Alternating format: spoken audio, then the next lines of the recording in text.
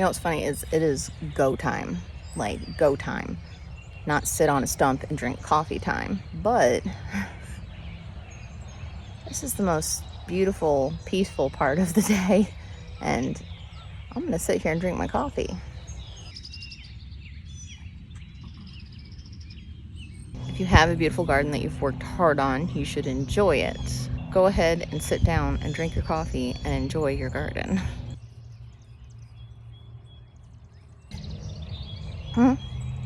Where's your stump? Do you want my stump?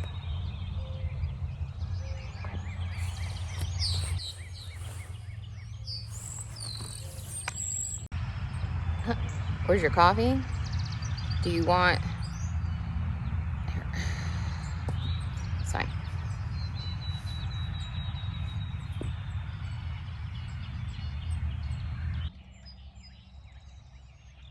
All right, that's enough.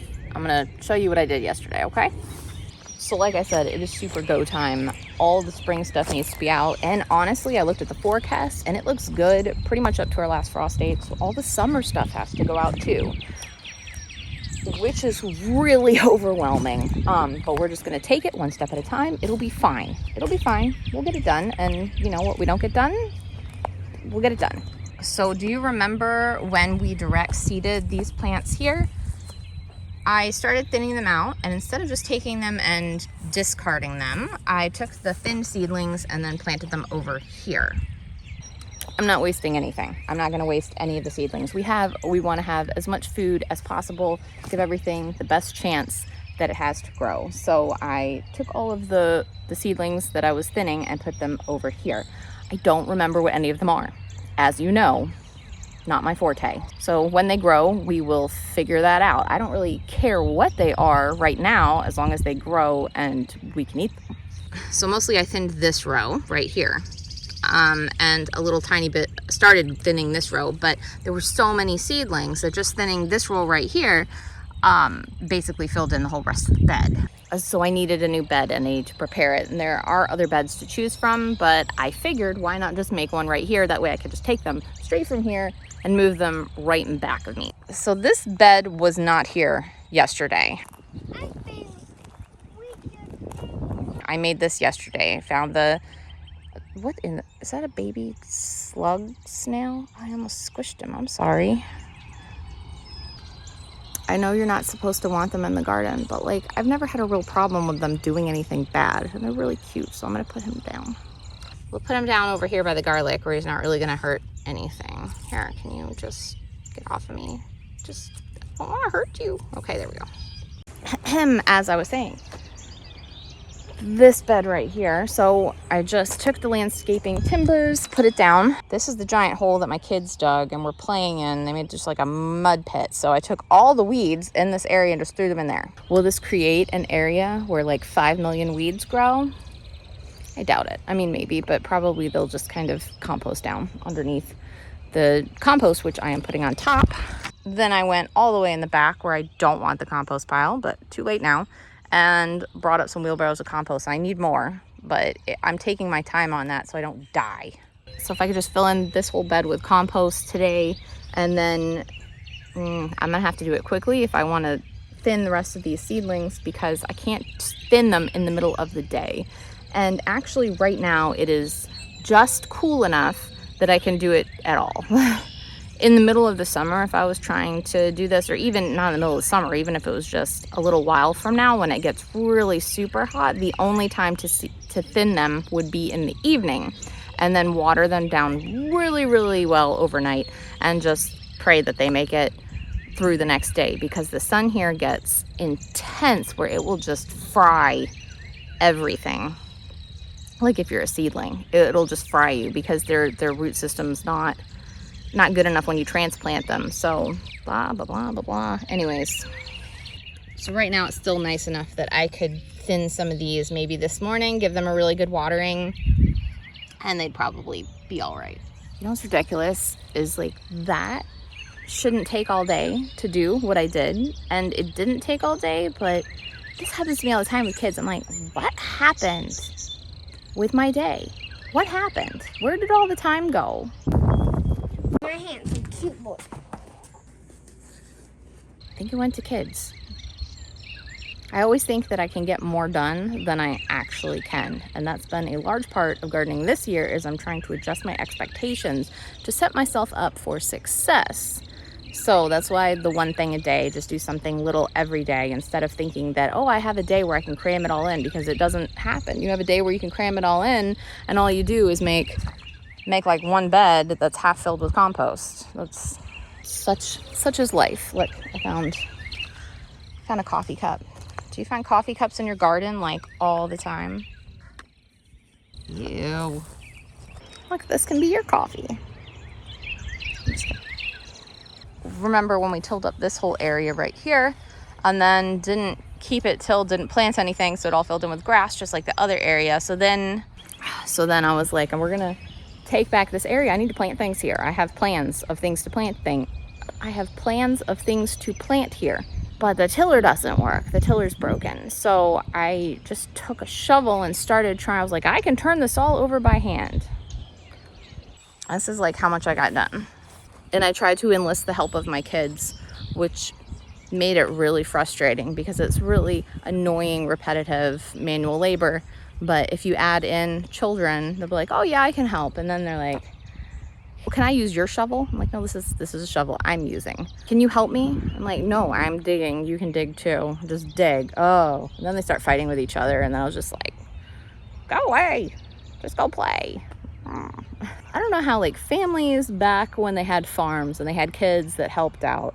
And like my kids do help. They do things. They take care of the chickens a lot. They help get eggs. They're helpful. But like back-breaking manual labor. I saw a picture of like a 3-year-old chimney sweep online. Who knows if it's real, but it could be. They had small children working in coal mines back in the day. I'm trying to imagine my kids doing that.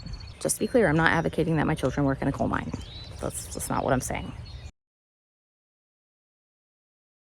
It is now raining, just a little tiny shower. Someone said, wow, it rains a lot in Kentucky. It really does.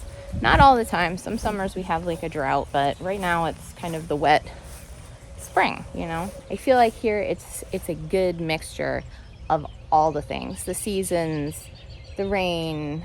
It's beautiful here, but we don't want people moving here, so we try to pretend like it's just a bunch of like toothless hillbilly people. So don't come here.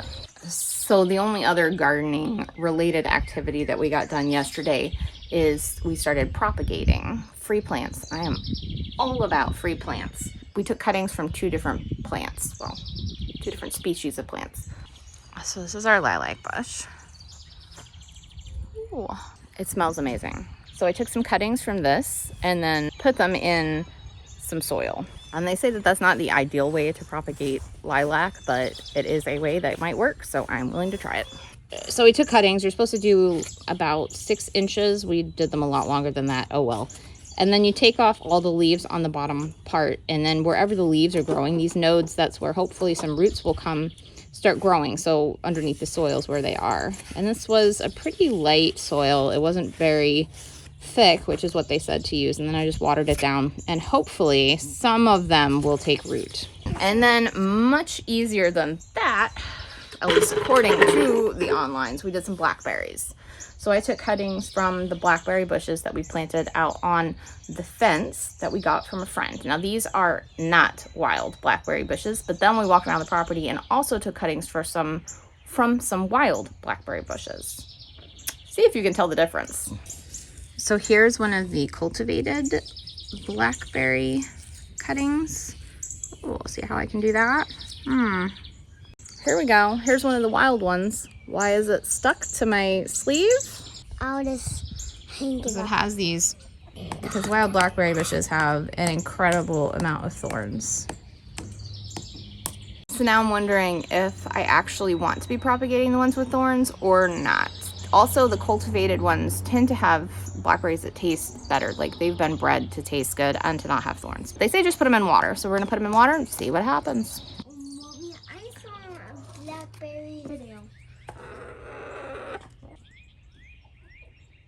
We have one chick that hatched out. Her name is Creeper. Not because she's creepy, but because my kids named her after like a Minecraft character. She's a creep, whatever. Her name's Creeper Chick. This is not her, this is Raven. For the longest time, we've been trying to figure out if she is a hen or a rooster. I'm thinking it's a hen because it's been almost an entire year and she doesn't look like a rooster. But for a long time, like she has a really big comb and this, and she's actually starting to develop spurs. But Raven's the same way. Maybe she's Raven's baby. So then I was like online, like researching like part hen, part rooster chickens, and apparently that's a thing. Like it'll look like a rooster, but it's actually a hen or something weird like that. So weird rabbit hole to go down. I thought she was a rooster also because a lot of the eggs we were getting were fertilized. But then I also read that that can happen, someone said somewhere like 2 to 14 weeks. Okay, how long like sperm can stay in a hen so that you can get fertilized eggs, because our old rooster, he died a while ago, and then I kept getting fertilized eggs, so I was like, well, maybe one of these other chickens is a rooster. But now I'm thinking no. And just even her tail, this is pretty much what Creeper looks like. Let's go find Creeper. There he is. He's running away. She's running away. You see how she has a really big comb and like her tail, like she just looks different than all the other chickens. I don't know, but she doesn't look like a rooster. She hasn't tried to crow. She might be laying eggs, I'm not sure. Okay, last thing, I'm gonna pick your brain and then you can go. Food. As you know, one of my goals is to cook all of our food from scratch. And I feel like I was doing a really good job of that and really jamming it out in the kitchen all during the winter. But now that it's warm and we're spending a lot more time outside and I'm not in the house and I don't want to have the oven on all the time, we definitely had a frozen pizza the other night. Okay, maybe like 2 nights, bunch of sandwiches. It just kind of fell off the rails. I've gotten it back a little bit. Let's see if it comes out. Woo! Look at that. But I feel like there's obviously different seasons where you eat different. Look at that crane. Oh, you see that heron? Those herons are so cool. Anyways, there's different seasons and you eat things differently in the different seasons. So I need some ideas for like early spring meals. What are people cooking? Do you change your cooking habits like depending on the season? Probably, yeah. What are you cooking in early spring?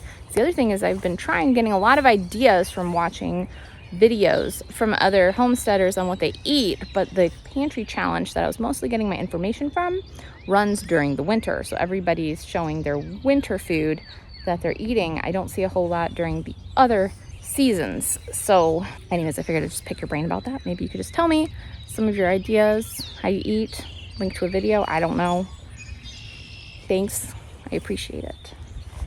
So I have to get back in and make breakfast and start on the homeschooling and then start trying to do something, anything in this garden.